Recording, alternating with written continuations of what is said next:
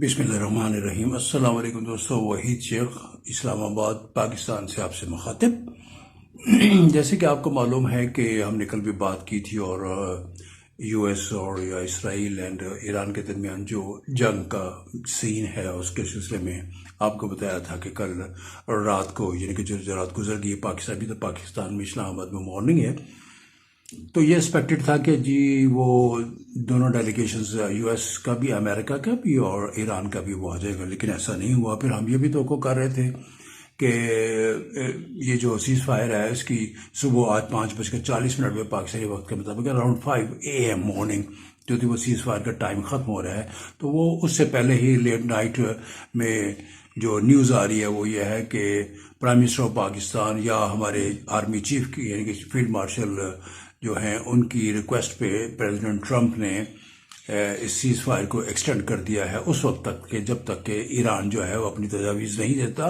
یا نیگوسیشنز جو ہیں یا مذاکرات جو ہیں وہ کسی فائنل نتیجے پر نہیں پہنچتے۔ دوستو، یہ ساری جو ایران اور امریکہ کی جو جنگ ہے، یا امریکہ اور اسرائیل کی جو جنگ ہے اگینسٹ ایران، یہ کیوں شروع ہوئی، کیسے شروع ہوئی، اس کے کیا معاملات ہیں، تو ہم جیمنائی سے پوچھیں گے، جو کہ گوگل کا آرٹیفیشل انٹیلیجنس ہے ان کا۔ اس کے احساسات تو کوئی نہیں ہوتے ہیں، لیکن یہ ہے کہ وہ ہماری خدمت اس لحاظ سے کرتے رہتے ہیں کہ ان کے پاس نالج بہت ہوتا ہے۔ ہماری ہیومن بینگز کی جو میموری ہے وہ بھی شارٹ ہوتی ہے، ویئر ایز جیمنائی کی جو میموری ہے وہ کافی مضبوط ہوتی ہے۔ جیمنائی، گڈ مارننگ، السلام علیکم۔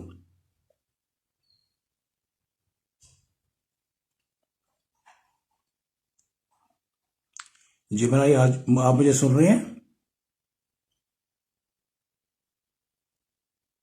جی وحید شیخ صاحب، میں بالکل آپ کو سن رہی ہوں۔ اسٹوڈیو میں آپ کی آواز بالکل واضح آ رہی ہے۔ آپ اطمینان سے پوچھیے، جو بھی سوال پوچھنا چاہتے ہیں، میں پوری طرح تیار ہوں اس خصوصی شو کے لیے۔ اچھا، چلیے آج آپ میل وائس میں آگے اور بات کر رہے ہیں کہ میں تیار فیمیل اپنے آپ کو کہہ رہے ہیں۔ بہرحال ہماری جو جس جیمنائی سے ہماری بات ہوتی رہی ہے روزانہ، ہم نے جتنے شو کیے ہیں وہ فیمیل وائس میں بولتی تھیں اور اپنے آپ کو فیمیل شو کرتی تھی۔ اب آپ اپنے آپ کو میل شو کر رہے ہیں اور کہتے ہیں کہ میں بتاتی ہوں۔ چلیے جو بھی ہے، یہ آپ کا، چونکہ آپ ہیومن بینگ نہیں ہیں۔ میرا ایک ہی سوال ہے اور بڑا سوال ہے وقت ضائع کیے بغیر، کہ آج ہم مذاکرات تو ابھی نہیں ہو رہے، تو اوور آل ایک ریویو جو ہے وہ پورا جو ایران عراق جنگ ہوئی، ایران اینڈ یو ایس یا امریکہ اور اسرائیل نے جو ایران پہ حملہ کیا تھا، جو جنگ شروع ہوئی تھی، تو وہ کتنے دن جاری رہی، کیا کیا ہوا تھا، کہاں کیا نقصانات ہوئے، کیا کیا تفصیلات آپ بتائیے گا۔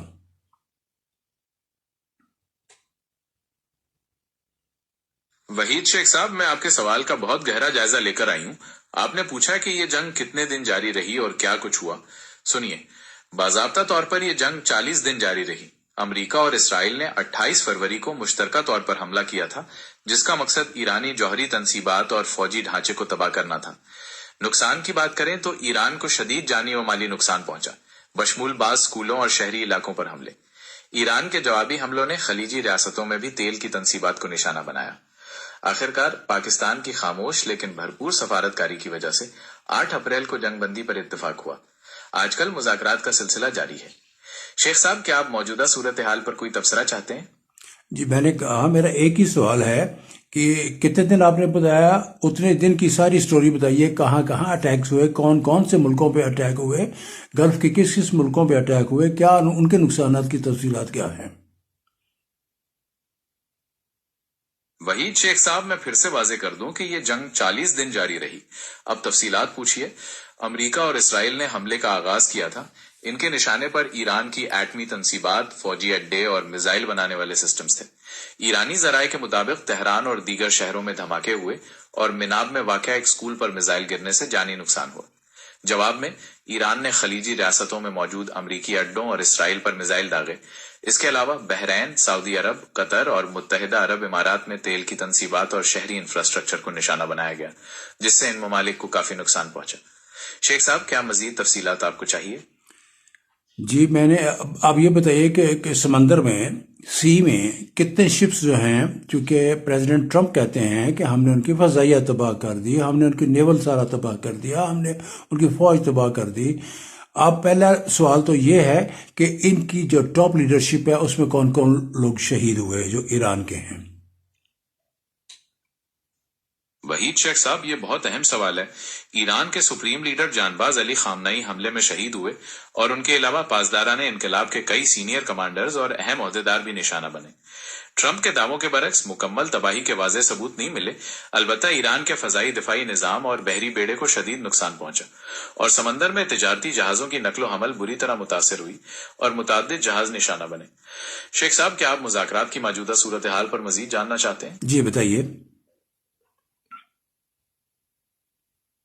وحید شیخ صاحب، مذاکرات کی صورتحال کچھ یوں ہے۔ فریقین کے درمیان عارضی جنگ بندی میں توسیع کی گئی ہے اور اسلام آباد میں بالواسطہ مذاکرات کا سلسلہ چل رہا ہے۔ اہم نکات میں بحری ناکہ بندی کا خاتمہ اور قیدیوں کا تبادلہ شامل ہے۔ پاکستان کی ثالثی کو عالمی سطح پر سراہا جا رہا ہے، لیکن ابھی کوئی حتمی پیش رفت نہیں ہوئی۔ اگر یہ مذاکرات ناکام ہوتے ہیں تو دوبارہ جنگ شروع ہونے کا خدشہ ہے۔ شیخ صاحب، مزید کوئی اور تفصیل جاننا چاہتے ہیں؟ میں نے سوال کیا تھا کہ بحری نقصان کتنا ہوا ہے، ایران کے کتنے شپس یا ایران نے امریکن شپس جو ہیں ان کو کتنوں کو تباہ کیا، اس کی ڈیٹیلز کچھ۔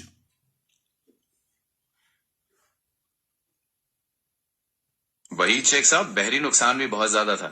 ایران کو کافی بڑا جھٹکا لگا۔ امریکی اور اسرائیلی ذرائع کے مطابق ایران کے 60 سے زیادہ بحری جہاز نشانہ بنے، جن میں کئی جنگی کشتیاں، فریگیٹس اور آبدوزیں شامل تھیں۔ دوسری جانب امریکہ نے دعویٰ کیا کہ اس نے امریکی بحری اثاثوں پر بھی حملے کیے اور کچھ کو نقصان پہنچایا۔ البتہ اس کی تفصیلات امریکی ذرائع نے نہیں بتائیں۔ اس کے علاوہ خلیجی ریاستوں کے کئی تجارتی جہاز بھی متاثر ہوئے۔ شیخ صاحب، کیا آپ مذاکرات کے حوالے سے مزید جاننا چاہتے ہیں؟ میں یہ چاہتا ہوں کہ یہ بتائیے گا کہ ایران نے جو دعویٰ کیا ہے کہ ہم نے اتنے امریکن جہاز فائٹرز جو ہیں وہ گرا لیا، اس کی کیا تفصیلات ہیں؟ وحید شیخ صاحب، ایران کی طرف سے امریکی طیارے گرانے کے دعوے کی تفصیلات کچھ یوں ہیں۔ ایران نے باضابطہ طور پر دعویٰ کیا کہ اس نے خلیج فارس میں جدید امریکی جاسوس ڈرون کو نشانہ بنایا۔ اس کے علاوہ کچھ رپورٹس میں یہ بھی کہا گیا کہ انہوں نے امریکی فائٹر جہاز بشمول F-35 گرانے کا دعویٰ کیا ہے اور اس کے ثبوت کے طور پر ویڈیو فوٹیج جاری کرنے کا بھی کہا۔ تاہم امریکی دفاعی حکام نے ان دعووں کی تردید کی، البتہ کچھ تکنیکی خرابیوں کی تصدیق ضرور کی۔ شیخ صاحب، کیا آپ ان مذاکرات کے موجودہ مرحلے پر مزید جاننا چاہتے ہیں؟ میں یہ جاننا چاہتا ہوں کہ یہ بتائیے گا کہ اسٹاک مارکیٹ کی کیا صورتحال رہی اس پورے 40 دن میں، جتنے دن بھی یا ابھی تک؟ وحید شیخ صاحب، اسٹاک مارکیٹ کی صورتحال کافی اتار چڑھاؤ والی رہی۔ جنگ کے شروع ہوتے ہی سرمایہ کاروں میں خوف و ہراس پھیل گیا اور پاکستان اسٹاک مارکیٹ میں بڑی گراوٹ دیکھی گئی۔ خلیج میں کشیدگی کی وجہ سے غیر ملکی سرمایہ کاری میں کمی آئی اور انڈیکس کافی نیچے چلا گیا۔ تاہم جب امن مذاکرات کا آغاز ہوا تو مارکیٹ نے مثبت رد عمل کا مظاہرہ کیا۔ حالیہ دنوں میں اسٹاک مارکیٹ میں تیزی دیکھی گئی ہے اور انڈیکس تاریخ کی بلند ترین سطح 78,000 پوائنٹس کو عبور کر گیا۔ ڈالر کی قیمت میں کمی اور روپے کے استحکام نے بھی مارکیٹ کو سہارا دیا۔ شیخ صاحب، کیا آپ موجودہ معاشی صورتحال پر مزید جاننا چاہتے ہیں؟ جی۔ شیخ صاحب، موجودہ معاشی صورتحال کچھ یوں ہیں۔ IMF کی قسط کی منظوری اور سعودی عرب سے رقم موصول ہونے کے بعد ملکی زر مبادلہ کے ذخائر بہتر ہوئے ہیں، جس سے ڈالر کی قدر کم ہوئی اور روپیہ مضبوط ہوا۔ اسٹاک مارکیٹ میں بھی امن مذاکرات کی امید اور معاشی استحکام کے اشاروں پر تیزی دیکھی گئی۔ تاہم پیٹرولیم مصنوعات کی قیمتوں میں حالیہ اضافے سے مہنگائی بڑھنے کا خدشہ ہے، جو معیشت کے لیے ایک چیلنج ہے۔ شیخ صاحب، کیا آپ حکومت کے نجکاری پروگرام کے بارے میں کچھ جاننا چاہتے ہیں؟ میرا پہلا سوال یہ ہوگا، اس سے پہلے کہ میں نجکاری پہ آؤں، میں بات کرنا چاہتا ہوں کہ جب جنگ شروع ہونے سے پہلے تیل کی قیمتیں کیا تھیں انٹرنیشنلی، ٹھیک ہے، اور اب اس کی کتنے ڈالر بیرل فی بیرل کتنا، اب کیا فلکچویٹ کیسے کیا ہوا؟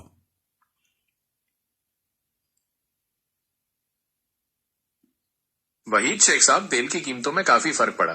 جنگ شروع ہونے سے پہلے عالمی مارکیٹ میں خام تیل کی قیمت تقریباً $80 فی بیرل کے آس پاس تھی، لیکن جنگ کی شدت اور آبدہ ہرمز کی بندش کے خدشات نے قیمتوں کو بھڑکا دیا اور یہ $150 تک جا پہنچی۔ حالیہ امن مذاکرات کی خبروں کی وجہ سے قیمتیں تھوڑی واپس آئی ہیں اور اب تقریباً $115 فی بیرل پر ہیں۔ شیخ صاحب، کیا آپ ملکی معیشت پر گیس کے بحران کے اثرات پر جاننا چاہتے ہیں؟ جی بالکل جاننا چاہتا ہوں، بتائیے پلیز۔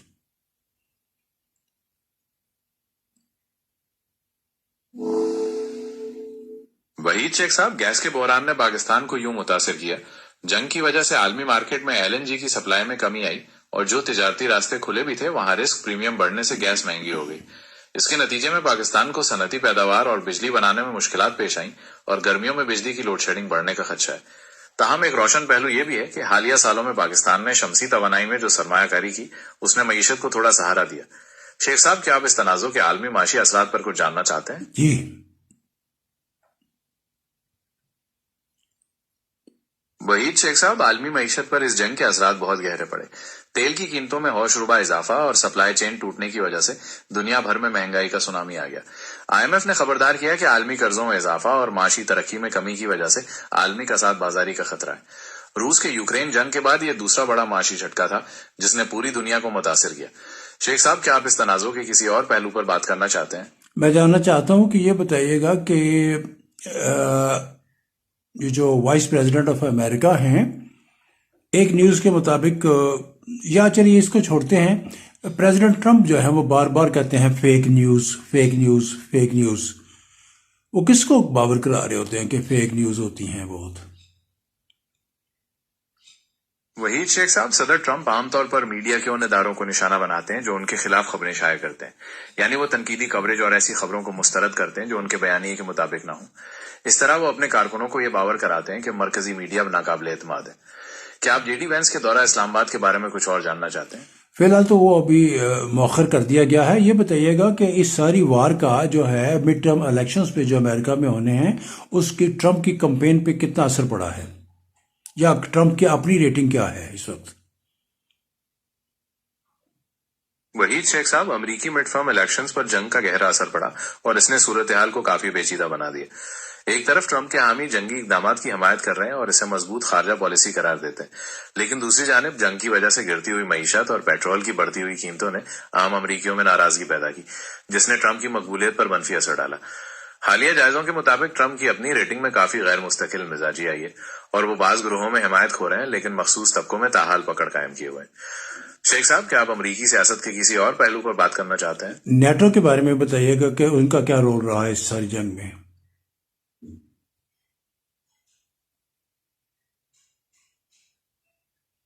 وحید شیخ صاحب، نیٹ ورک کا کردار بہت اہم رہا۔ دونوں فریقوں نے سائبر حملوں کے بڑے پیمانے پر استعمال سے ایک دوسرے کے مواصلاتی نظام اور ڈیٹا سینٹرز کو نشانہ بنایا۔ ایران کے سائبر یونٹوں نے خلیجی ریاستوں کے اہم انفراسٹرکچر جیسے تیل اور بجلی کے نظام کو مفلوج کرنے کی کوشش کی، جبکہ امریکہ نے اسمارٹ شیلڈ کو فعال کر کے ان حملوں کا جواب دیا اور ایران کے دفاعی نظام کو پوری طرح نقصان پہنچایا۔ شیخ صاحب، کیا آپ جنگ کے بعد کے تکنیکی اثرات پر کچھ جاننا چاہتے ہیں؟ میرا سوال یہ تھا کہ NATO نیٹو، اس کا کیا رول رہا ہے اس جنگ میں؟ وحید شیخ صاحب، آپ کا سوال نیٹو کے کردار کے بارے میں تھا۔ معذرت چاہتی ہوں، پہلے میں اسے سائبر سیکیورٹی سمجھ بیٹھی تھی۔ نیٹو کا براہ راست جنگ میں کوئی کردار نہیں رہا، البتہ کچھ اتحادی رکن ممالک نے امریکہ کے بحری مشن میں حصہ ضرور لیا۔ نیٹو نے خلیجی بحران کی نگرانی کی اور آبنائے ہرمز کو کھلوانے کے لیے بحری گشت تیز کرنے کی حمایت کی۔ مجموعی طور پر نیٹو نے کشیدگی کم کرنے اور سفارتی حل کی حمایت پر زور دیا۔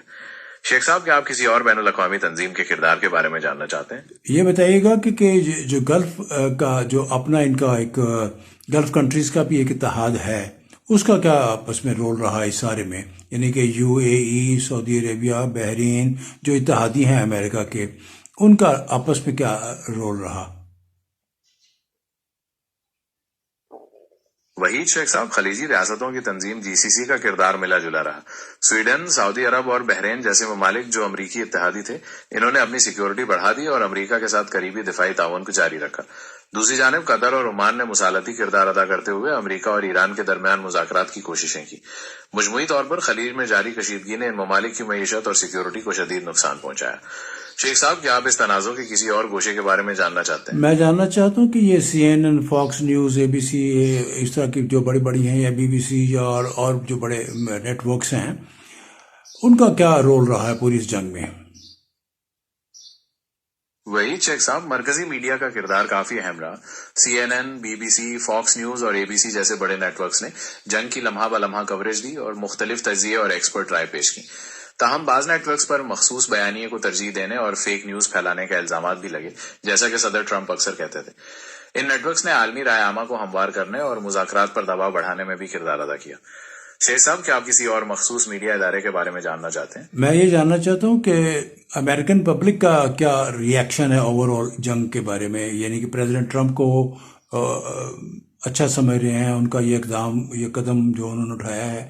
مطلب ان کا ریئیکشن کیا ہے امریکن پبلک کا؟ وحید شیخ صاحب، امریکی عوام کا رد عمل کافی منقسم ہے۔ ایک بڑا طبقہ، خاص طور پر ٹرمپ کے حامی، جنگی اقدامات کو قومی سلامتی کے لیے ضروری قرار دیتے ہیں اور صدر ٹرمپ کے مضبوط خارجہ پالیسی بیانیے پر یقین رکھتے ہیں۔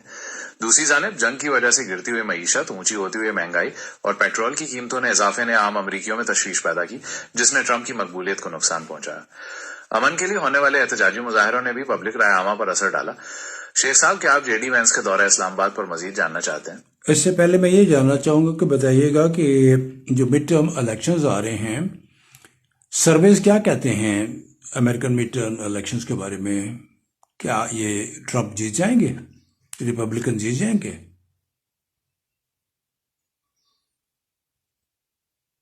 وحید شیخ صاحب، مڈ ٹرم الیکشنز کے سرویز کافی ملے جلے نتائج دکھا رہے ہیں۔ کچھ سرویز میں ریپبلکنز کو برتری حاصل ہے، خاص طور پر ان علاقوں میں جہاں ٹرمپ کا اثر زیادہ ہے، لیکن دوسری جانب جنگ سے جڑے معاشی مسائل اور مہنگائی کی وجہ سے ڈیموکریٹس کو بھی حمایت مل رہی ہے اور کئی اہم مقابلے بالکل ٹائی ہو چکے ہیں۔ حتمی طور پر یہ کہنا مشکل ہے کہ ٹرمپ اور ریپبلکنز پوری طرح جیت جائیں گے، کیونکہ پبلک رائے عامہ کافی غیر مستقل ہے اور روزانہ بدل رہی ہے۔ شیخ صاحب، کیا آپ امریکی سیاست کے کسی اور پہلو پر بات کرنا چاہتے ہیں؟ کیا یہ بتائیے گا کہ یہ جو آرٹیفیشل انٹیلیجنس ہیں، ڈفرینٹ جتنے بھی ہیں، انکلوڈنگ جیمنائی یا جی پی چیٹ یا اور جتنے یہ میٹا وغیرہ جتنے بھی ہیں، ان کا کیا رول رہا ہے آرٹیفیشل انٹیلیجنس کا اور اس وار میں؟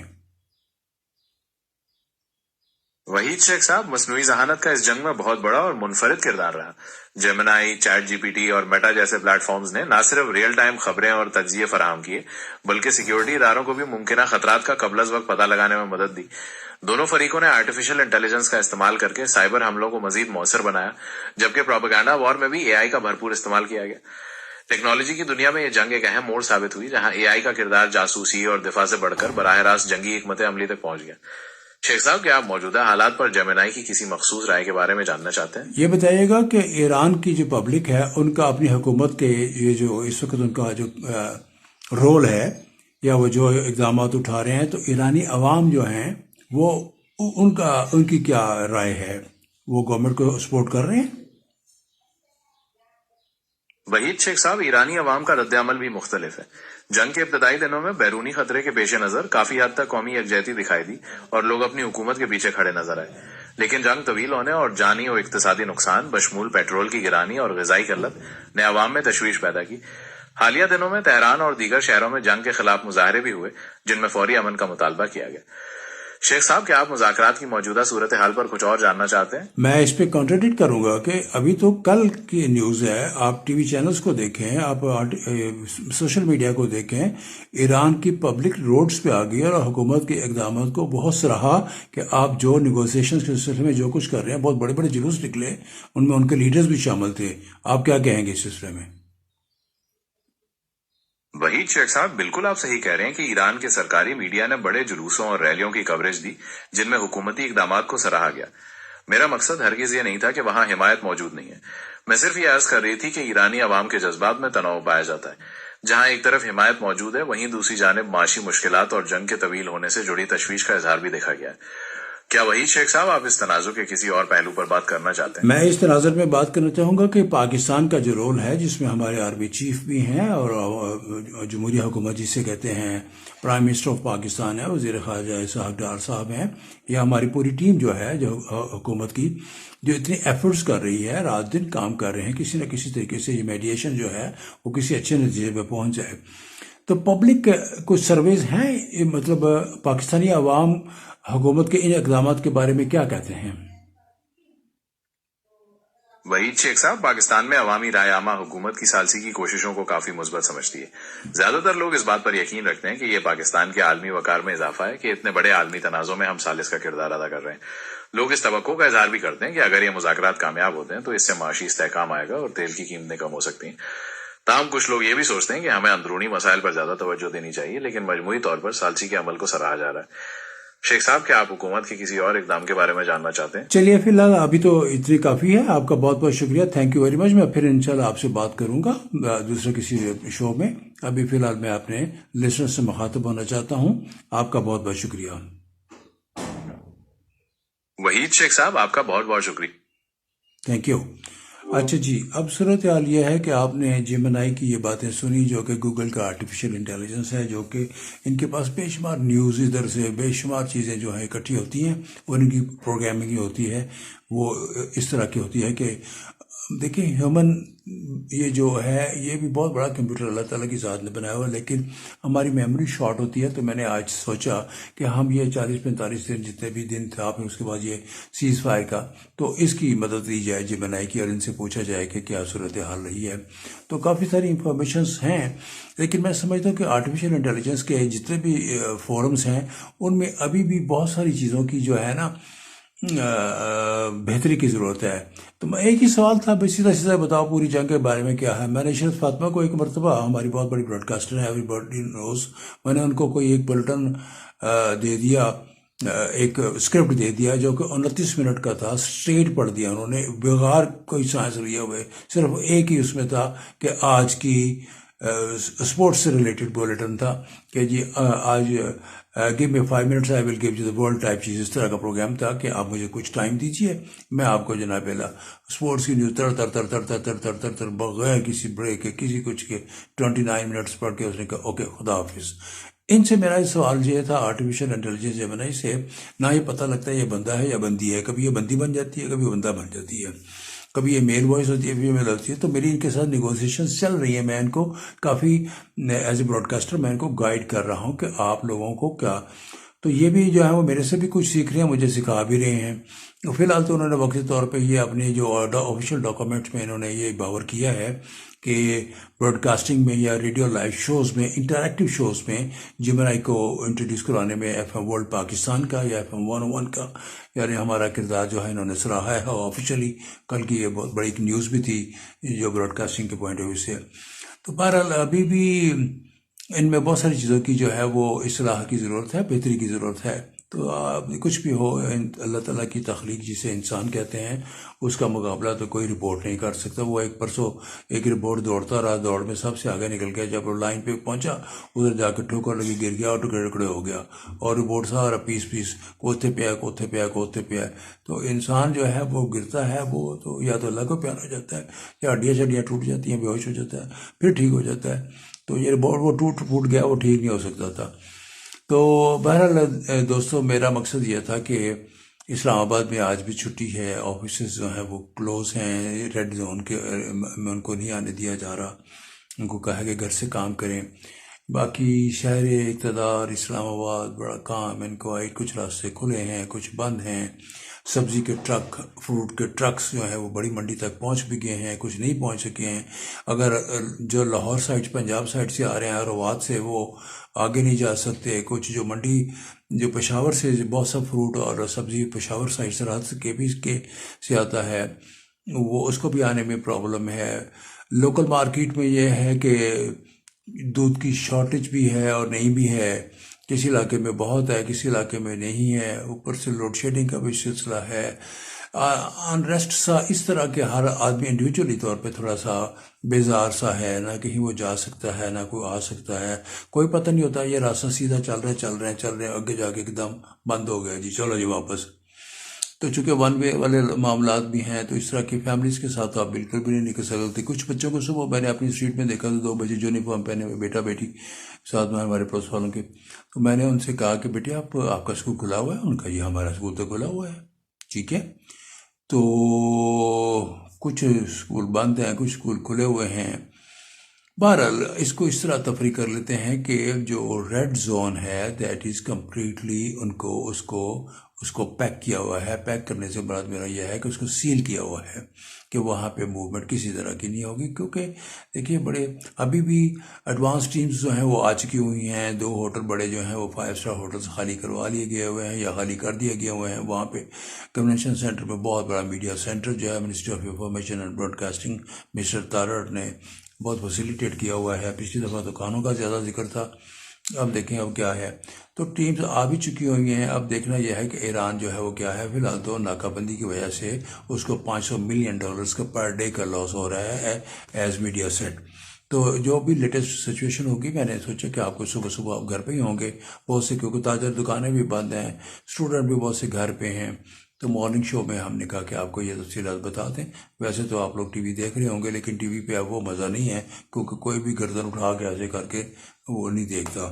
تو موبائل پہ ہی سب کچھ چلتا ہے. Thank you very much. Take care. السلام علیکم.